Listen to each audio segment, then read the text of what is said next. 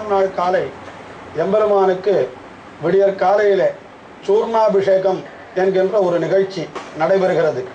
இது ஸ்ரீ பார்த்தசாரதி பெருமாள், அழகிய சிங்கர் ஆகிய இருவருடைய பிரம்மோற்சவத்திலுமே இதே போன்ற நிகழ்ச்சிகள் நடைபெறுகின்றன. அந்த சூர்ணாபிஷேகத்திலே எம்பெருமானுக்கு விசேஷமாக அந்த சுண்ணப்பொடிகளாலே எம்பெருமானுக்கு திருவாராதனங்கள் செய்யப்பெற்று அந்த சுண்ணப்பொடிகள் பக்தர்களுக்கும் விநியோகம் செய்யப்படும். அப்படிப்பட்ட அந்த சூர்ணாபிஷேகத்திற்கு பிறகு ஆறாம் நாள் காலை ஸ்ரீ பார்த்தசாரதி பெருமாள் அவர் விமானத்துடன் கூடிய ஒரு பெரிய மண்டபத்திலே அவருக்கு புறப்பாடு நடைபெறுகிறது. அந்த விமானம் ஸ்ரீ பார்த்தசாரதி பெருமாள் எழுந்தருளியிருக்கின்ற ஆனந்த விமானம் என்கிற பெயரையே உடையதாக ஆனந்த நிலைய விமானம் என்றே சொல்லுவார்கள். இதை புண்ணியகோட்டி விமானம் என்றும் கூட சொல்லுவதுண்டு. அதற்கு காரணம் பரமபதத்திலே எம்பெருமான் எழுந்தருளியிருக்கின்ற அந்த விமானத்திற்கு புண்ணியகோட்டி விமானம் என்று பெயர். ஆக அப்படிப்பட்ட ஒரு விமானத்தின் அடியிலே எழுந்தருளுவதாக மிகப்பெரிய அந்த விமானத்திலே அடியிலே எம்பெருமான் எழுந்தருளியிருக்கின்ற பொழுது அவனுடைய அந்த பரத்துவமெல்லாம் பொலிய நாம் சேவிக்கின்ற சேவை மிகவும் அற்புதமாக இருக்கும். இதே ஆறாம் நாள் காலை அழகிய சிங்கருக்கு உற்சவம் நடைபெறுகிற பொழுது அவருக்கு இந்த வாகனத்தில் விமான சேவை கிடையாது. அதற்கு பதிலாக அந்த விமானங்கள் இல்லாமல் அது வெறும் மண்டபம் மட்டும் இருக்கக்கூடிய அந்த வாகனத்திற்கு சப்பரம் என்று பெயர். அந்த தங்க சப்பரத்திலே எழுந்தருளுகின்றார். ஏனெனில் அழகிய சிங்கருக்கு இந்த ஒரு உற்சவத்திலே மட்டும் ஒரு சிறிய மாறுபாடு ஏற்படுகிறது. ஏனெனில் அவருக்கு 9ஆம் நாள் இரவு இதே போல விமான சேவை அவருக்கு புறப்பாடு நடைபெற இருக்கின்றபடியினாலே 6ஆம் நாள் காலை அழகிய சிங்கருக்கு மட்டும் அந்த விமானத்திலே அந்த கோபுரங்கள் இல்லாமல் வெறும் அந்த சப்பரத்திலே மட்டும் எழுந்தருளுகின்ற அந்த சேவை. இந்த சப்பரத்தினுடைய அடியிலே அந்த எம்பெருமான் ஸ்வயம் திருக்கோலத்திலே, அதாவது வேறு எந்த சாத்துப்படியும் இல்லாமல் அவர் நின்ற திருக்கோலத்திலே அப்படி அவர் அபயஹஸ்தத்தோடும் வரதஹஸ்தத்தோடும் அவர் எழுந்தருளியிருக்கின்ற அந்த ஆஹ்வான ஹஸ்தத்தோடும் அவர் எழுந்தருளியிருக்கின்ற அந்த ஆச்சரியமான சேவை அது 6ஆம் நாள் காலை.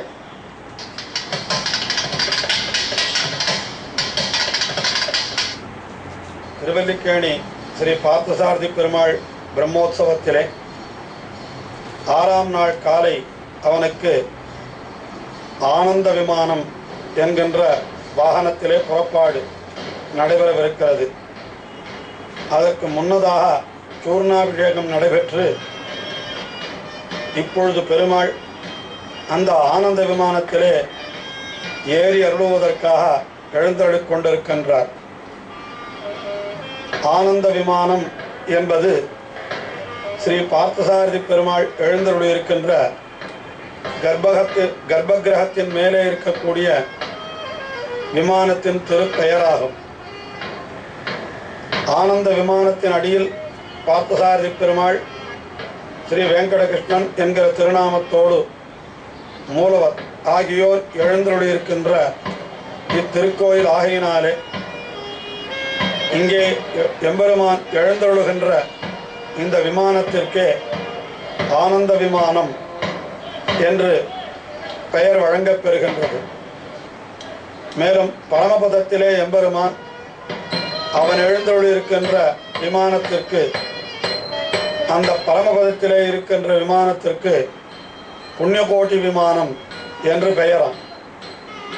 ஆகையினாலே இந்த வாகனத்திற்கு புண்ணியகோட்டி விமானம் என்ற பெயரை கூறுவதும் உண்டு.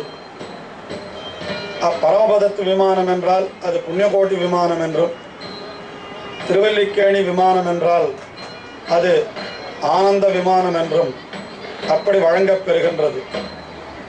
இப்படிப்பட்ட ஒரு பெரிய தங்க விமானம், அந்த விமானத்தின் அடியிலே ஸ்ரீ பார்த்தசாரதி பெருமாள் எழுந்தருளியிருக்க அவன் திருமுன்பே இப்பொழுது அருளிச் செயல் கோஷ்டி, திவ்ய பிரபந்த கோஷ்டி தொடங்கப் பெறுகின்றது. தமிழ்மர்களை ஓதுபவர்களுக்கு எம்பெருமானுடைய திருவடி நிலைகளான ஸ்ரீ சடகோபன் சாதிக்கப் பெறுகின்றது.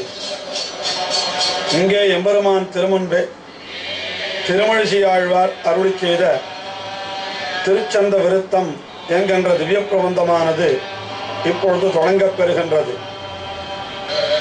பூனிலாய வைந்துமாய் புனல்கணின்ன நான்குமாய் தீனிலாய மூன்றுமாய் சிறந்த கால் இரண்டுமாய் மீனிலாய தொன்னுமாகி வேறு வேறு தன்மையாய் நீனிலாய வண்ண நின்னை யார் நினைக்க வல்லரே என்று திருமழிசைப்பிரான் இந்த எம்பெருமானுடைய பரத்துவத்தை, அதாவது மேன்மையை போற்றுகின்றார். அப்படி ஆழ்வார் அருளி செய்த அந்த அருளி செயலை ஓதிக்கொண்டு எம்பெருமான் திருமுன்பே இப்பொழுது திவ்ய பிரபந்த கோஷ்டியானது இப்படி நம்முடைய கண்முன்னே மலர்கின்றது.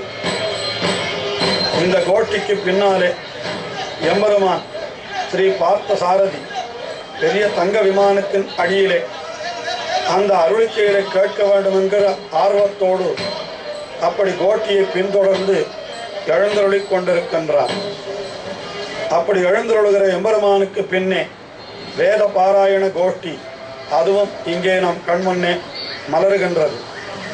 இதனிடையில் சிறுவர்களும் கூட அந்த விமானத்தை போலவே ஒரு விமானத்தை எழுந்தருளச் செய்து அதிலே தங்களுடைய பெருமானை எழுந்தருளப் பண்ணி கொண்டு செல்லுகின்றார்கள். ஆக இப்பொழுது பெருமாள் கங்கை கொண்டான் மண்டபத்திலே எழுந்தருளி மண்டபப்படி கண்டருளுகின்றார். அங்கே எம்பெருமானுக்கு திருவந்திக்காப்பு நடைபெறுகிறது. மற்றுமுள்ள சேவார்த்திகள் எல்லாம் அங்கே வந்து எம்பெருமானை சேவிக்கின்றார்கள். வீதியிலே எழுந்தருளுகின்ற பொழுது எம்பெருமான் ஓடிக்கொண்டே இருக்கின்றபடியினாலே அங்கே மண்டபத்திலே எழுந்தருளி இருக்கிற காலத்திலே எம்பெருமானை நிதானமாக சேவிக்கலாம் என்பதற்காக பக்தர்கள் அங்கே திரளாக வருகின்றார்கள்.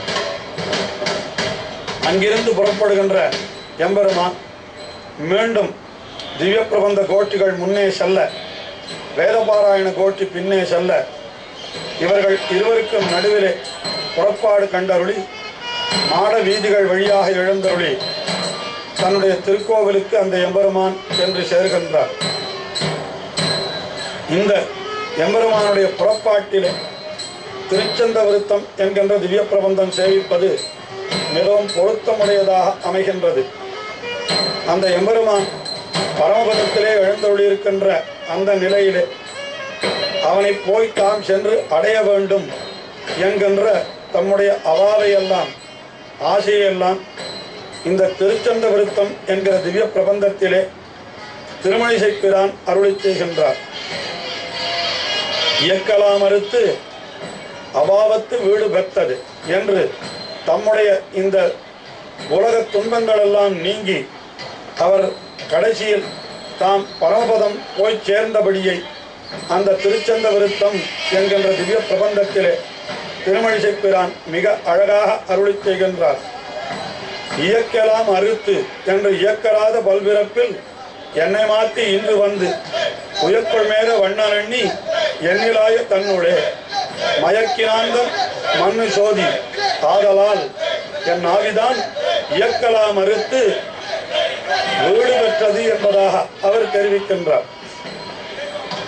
இந்த உலக துன்பங்களை அறுத்து கொண்டு தம்முடைய ஆத்மாவானது எம்பெருமானுடைய திருவடிகளை பரமபதத்திலே அடைந்து விட்டதாகவே அந்த திவ்ய பிரபந்தத்தை தலை கட்டுகிறார், முடிக்கிறார் திருமழிசை ஆழ்வார்.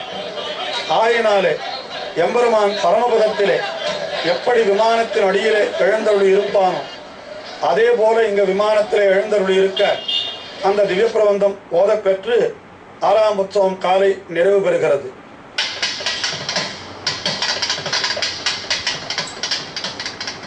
நாராயணா என்னும் பாராயணம் நலயாவும் தருகின்ற தேவாமிர்தம்.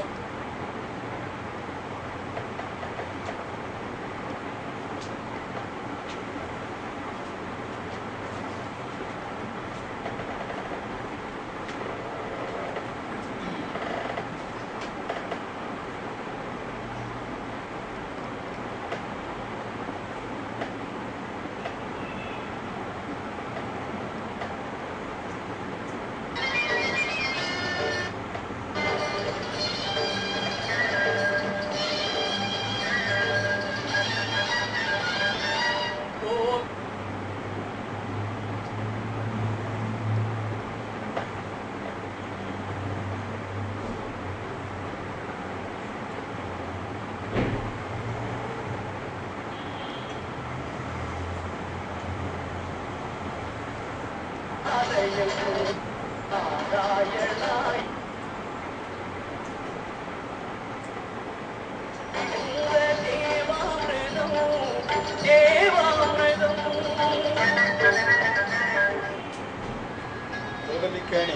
ஸ்ரீ பார்த்தசாரதி சுவாமி திருக்கோவிலில் எழுந்தருளியிருக்கின்ற அழகேசிங்கருக்கு 6ஆம் நாள் காலை சூர்ணாபிஷேகம் என்கின்ற வைபவம் முதலிலே நடைபெறுகிறது. அதற்காக இப்பொழுது எம்பெருமானுக்கு திருவாராதனம் நடைபெறுகின்றது. அவனுக்கு அர்க்கியம், பாத்தியம், ஆச்சமனீயம் என்று சொல்லப்படுகின்ற அந்த உபச்சாரங்கள், அதாவது எம்பெருமானுடைய திருக்கைகளை விளக்கி அருளுவதற்காக அர்க்கியம், அவனுடைய திருவடிகளை விளக்குவதற்காக பாத்தியம், திருப்பவளத்தை விளக்குவதற்காக ஆச்சமனீயம் என்று சமர்ப்பிக்கப்பட்டது. இப்பொழுது சூர்ணாபிஷேகம் என்றாலே மஞ்சளை இடித்து அதனுடைய சூர்ணம் பொடியை எம்பெருமானுக்கு சமர்ப்பிக்க வேண்டும். அதற்காக இங்கே அந்த மஞ்சள் இடிக்கப்படுகிறது. அதற்கு பூர்வாங்கமாக செய்ய வேண்டிய பூஜைகள் இங்கே வைகானச ஆகம விதிப்படி செய்யப்பெறுகின்றன.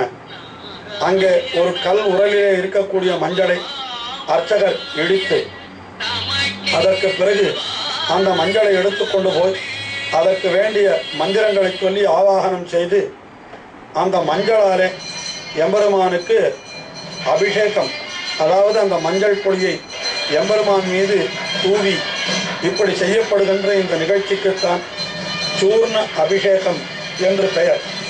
அதாவது மங்களகரமான மஞ்சளாலே எம்பெருமானுக்கு இங்கே நடைபெற வேண்டிய அந்த நிகழ்ச்சிகள் அபிஷேகமானது நடைபெறுகிறது.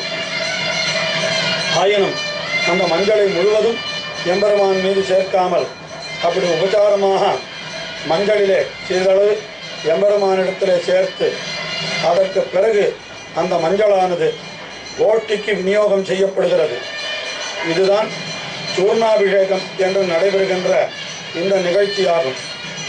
இந்த சூர்ணாபிஷேகத்திற்கு பிறகு எம்பெருமான் திருக்கைத்தலத்திலே புறப்பட்டு, அதாவது சூர்ணாபிஷேகம் நடைபெறுகின்ற காலத்திலே எம்பெருமானுக்கு சமர்ப்பித்த அந்த வாசனை தைலமானது இங்கே கோஷ்டியில் இருக்கிற அனைவருக்கும் விநியோகம் செய்யப்படுகின்றது.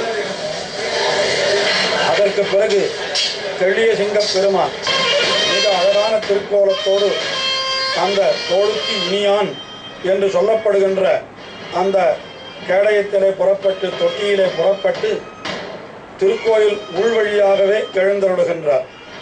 அப்படி எழுந்தருளி அவர் வாகன மண்டபத்திற்கு எதிரிலே அமைந்திருக்கின்ற அந்த தங்க சப்பரம் என்கின்ற வாகனத்திலே எழுந்தருளுகின்றார்.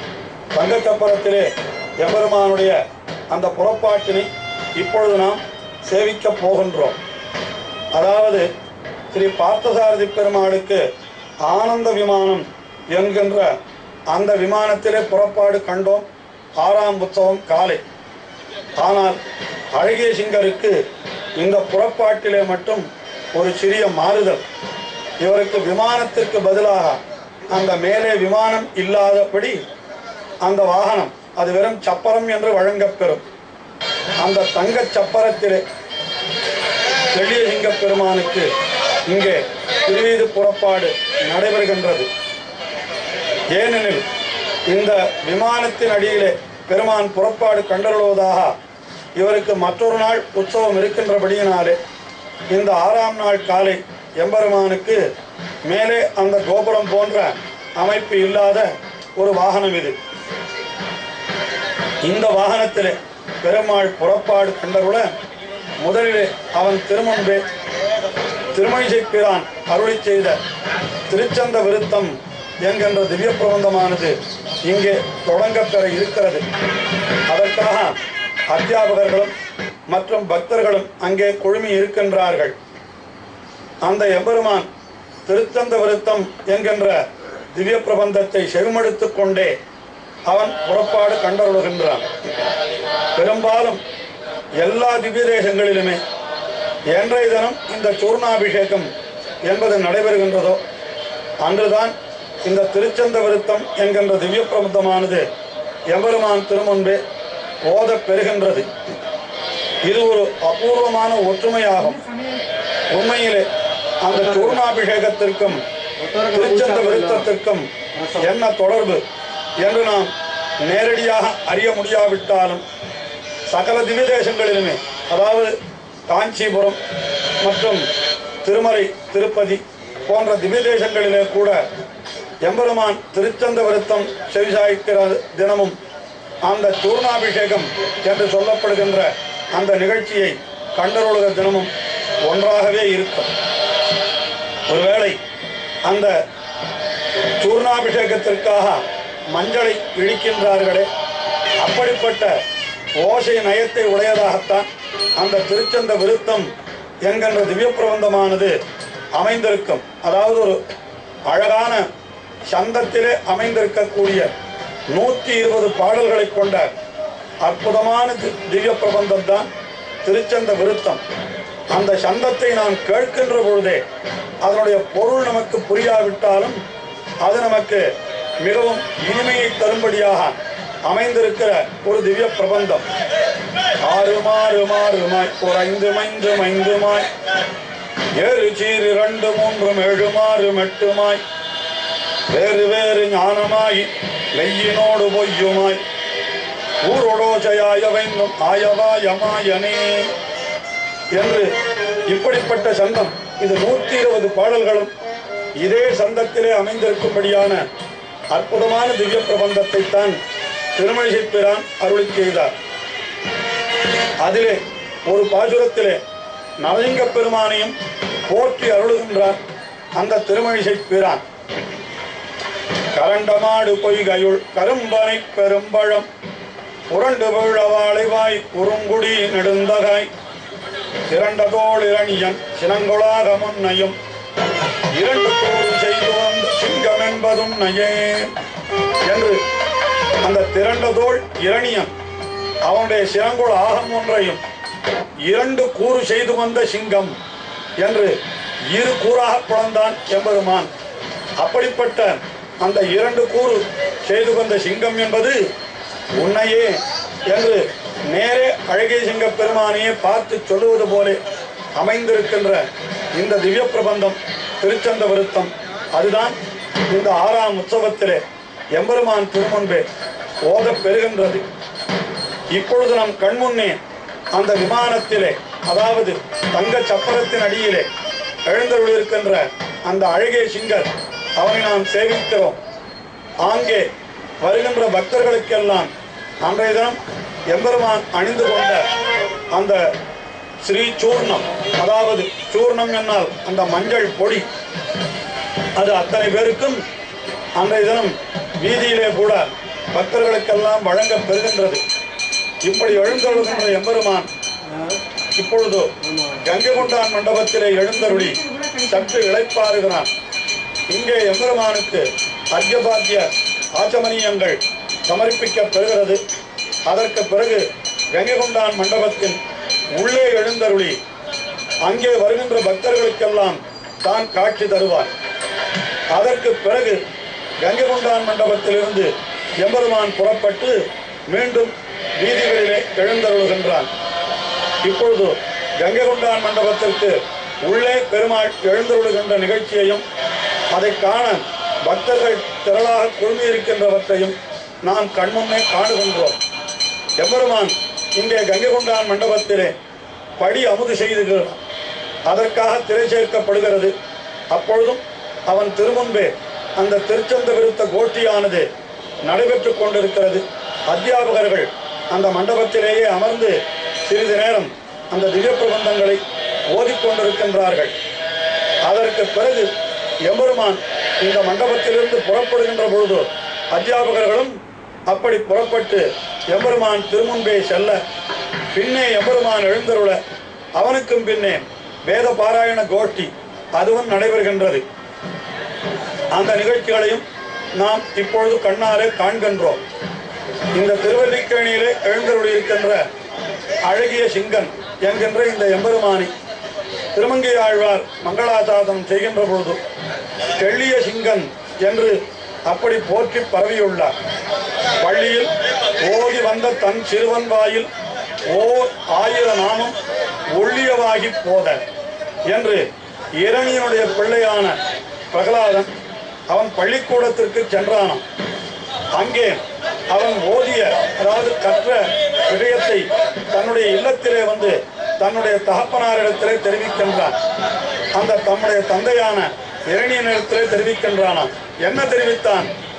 அவன் வாயிலே அந்த எம்பெருமானுடைய 1000 நாமம் ஒழியவாகி போத, அப்படியே எம்பெருமானுடைய திருநாமங்களை அவன் மிகவும் அழகாக அந்த சிறுவன் தன்னுடைய அந்த மழலைக்கு சேர அப்படி அழகாக தெரிவிக்க, அதை கேட்ட உடனே இரணியன் பிள்ளையை சீறி என்றார். பிள்ளையை சீறினானாம். அந்த பிள்ளையை சீறினான். எப்படி நீ பகவானுடைய திருநாமத்தை என் முன்னாலே சொல்லலாம்? என்னுடைய நாமத்தை என்றோ நீ சொல்ல வேண்டும் என்று இரணியன் அந்த பிள்ளையை கோபித்துக் கொண்டானாம். அப்பொழுது வெகுண்டு தூண் புடைப்ப, அப்பொழுது இரணியனுக்கும் பிரகலாதனுக்கும் இடையே வாதம் நடைபெற்றது. இரணியனை பார்த்து பிரகலாதன் சொன்னான், எம்பெருமான் எங்குமுடன் கண்ணன், அவன் இல்லாத இடமே கிடையாது, அவனை சொல்லாமல் வேறு யாரை சொல்வது என்று பிரகலாதன் கேட்டபொழுது, நீ எங்குமுடன் என்று சொல்லுகின்றாயே, அவன் எல்லா இடத்திலும் இருக்கிறான் என்றால் இந்த தூணிலே இருக்கின்றானா என்று ஒரு தூணை தட்டினானாம். அளந்திட்ட தூணை அவன் தட்ட என்கின்றார் பெரியாழ்வார். தன்னுடைய உருவத்திற்கும் பருமனுக்கும் அந்த உயரத்திற்கும் சேர அளந்து ஒரு தூணை கட்டி வைத்திருந்தானாம் இரணியன். அதாவது அவனுடைய வெற்றி கம்பம், ஜெயஸ்தம்பம் என்று சொல்லப்படுகின்ற ஒரு தூணாமது. அந்த தூணை தட்டி இதிலே இருக்கிறானா என்று கேட்டான். உடனே பிள்ளையை சீறி வெகுண்டு தூண் புடைப்ப, அப்பொழுது அங்கே எம்பெருமான் தோன்றினான். பிறையேத்து அனல் விழி வேழ்வாய் என்று அந்த பிறை போன்ற எயிர்கள், கோரை பற்கள் என்ன, அதற்கு மேலே நெருப்பை கத்துகின்ற விழிகள் என்ன, அப்படியே அவனை விழுங்கிவிட வேண்டும் என்ற ஆர்வத்தோடு இருக்கக்கூடிய அப்படிப்பட்ட பயங்கரமான அந்த வாய் என்ன, இவைகளோடு எம்பெருமான் அங்கே இரணியன் முன்னாலே தோன்றினான். பிள்ளையை சீறி வெகுண்டு தூண்புடைப்ப பெரையை தனல் விழி பேழ்வாய். அப்படி எழுந்த எம்பெருமானைத்தான் தெள்ளிய சிங்கம், தெள்ளிய என்கிற சொல்லுக்கு மிகவும் தெளிந்த, அதாவது அழகிய என்ற ஒரு பொருள் உண்டு. ஆயினாலே தெள்ளிய சிங்கம் ஆகிய தேவை திருவல்லிக்கேணி கண்டேனே என்கின்றார் திருமங்கை ஆழ்வார். அப்படிப்பட்ட அந்த தெள்ளிய சிங்கனைத்தான் இப்பொழுது நாம் சேவித்துக் கொண்டிருக்கின்றோம். திருவீதி புறப்பாட்டிலே அவன் குளக்கரை வழியாக இப்பொழுது எழுந்தொழிக் கொண்டிருக்கின்றான். அப்படிப்பட்ட அந்த தெள்ளிய சிங்கத்தை நாம் அழகிய சிங்கன் என்று அழைக்கின்றோம். அந்த எம்பெருமான் திருக்கோவிலுக்கு உள்ளே எழுந்தருளி, அதாவது அந்த மண்டபத்திலே எழுந்தருளி இருக்க, இப்பொழுது அந்த எம்பெருமான் முன்னே ஓதப்பெற்று வந்த அந்த திருச்சந்த விருத்தம் என்கின்ற திவ்ய பிரபந்தமானது அப்படி சாற்றுமறை செய்யப்பட்டு விட்டது. அதற்கு பிறகு இங்கே எம்பெருமானுக்கு மீண்டும் அர்க்கியம், பாத்தியம், ஆச்சமனியம் முதலான உபச்சாரங்கள் சமர்ப்பிக்க பெற்று அவர் அமுது செய்த பிறகு அங்கே எம்பெருமான் திருமுன்பே இயல் சாற்று என்கின்ற ஒரு பிரபந்தம், அதாவது இது மணவாள மாமுனிகள் என்கின்ற ஆச்சாரியர் ஏற்படுத்தி வைத்த கட்டளை.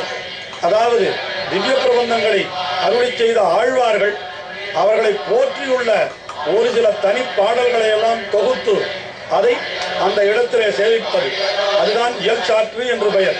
அந்த இயல் சாற்று இப்பொழுது எம்பெருமான் திருமுன்பே அனுசந்திக்கப் பெறுகின்றது. அந்த இயல் சாற்று சேவிக்கிற பொழுது அந்த அத்தியாபகர்களுக்கு அங்கே மறுபடியும் ஸ்ரீஜடகோபன் மரியாதை செய்யப்பட்ட பிற்பாடு எம்பெருமான் அந்த விமானத்திலிருந்து களைந்து, அதாவது தங்க சப்பரத்திலிருந்து களையப்பெற்று மீண்டும் அந்த தோளுக்கு இனியான் என்று சொல்லப்படுகின்ற அந்த தங்க தொட்டியிலே எழுந்தருளி இப்பொழுது ஏகாந்த சேவை கண்டருள இருக்கின்றார்.